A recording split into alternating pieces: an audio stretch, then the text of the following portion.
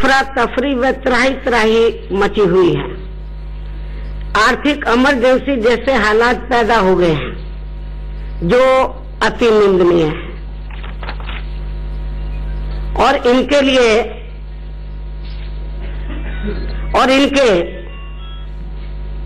लिए गए इस नोटबंदी के फैसले को लेकर देश में ये आम चर्चा है कि बीजेपी व प्रधानमंत्री श्री नरेंद्र मोदी ने, उस समय तो पीएम नहीं थे, इलेक्शन चल रहा था सन 2014 में, तो इनके लिए गए इस नोटबंदी के फैसले को लेकर देश में यह आम चर्चा है कि बीजेपी व श्री नरेंद्र मोदी ने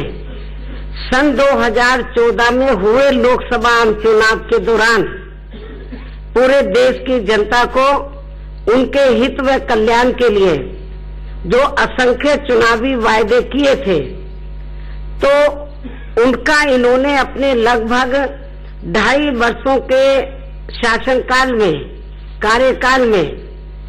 अभी तक 1/4 हिस्सा कार्य भी पूरा नहीं किया, जिसका इनको देश के उत्तर प्रदेश व अन्य 4 राज्यों में बहुत जल्दी होने वाले विधानसभा आम चुनाव में काफी ज्यादा नुकसान होने की भी पूरी संभावना थी। ऐसा ये लोग महसूस कर रहे थे अपनी कमियों की वजह से, जिसे ध्यान में रखकर ही अपनी इन कमियों व विफलताओं पर से जनता का ध्यान बांटने के लिए ही इन्होंने बहुत जल्दबाजी में व बिना पूरी तैयारी के ही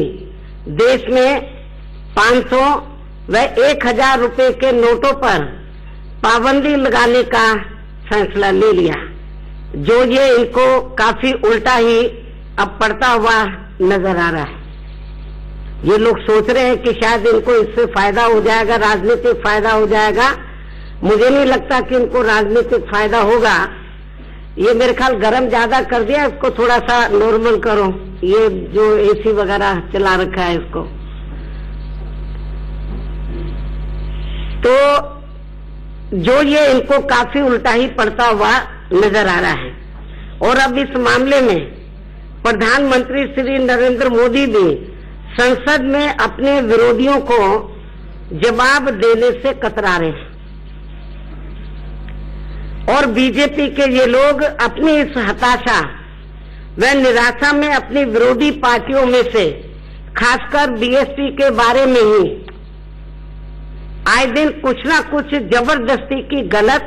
व झूठी बयानबाजी करते रहते हैं, जिससे वास्तव में इनकी नींद उड़ी हुई है। और वैसे भी अब खासकर उत्तर प्रदेश में जल्दी होने वाले विधानसभा आम चुनाव में बीजेपी को एकमात्र खतरा अकेले बीएसपी से ही है,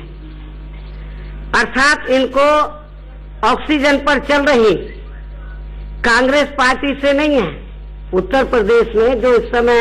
ऑक्सीजन पर चल रही है कांग्रेस पार्टी, उससे खतरा नहीं है बीजेपी को,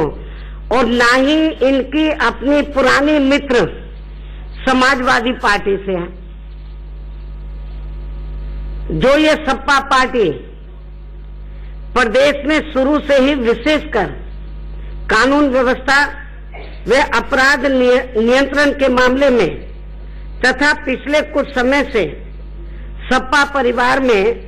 आपसी वर्चस्व की लड़ाई में भी काफी उलझी हुई होने के साथ साथ विकास व जनहित के मामलों में भी खासकर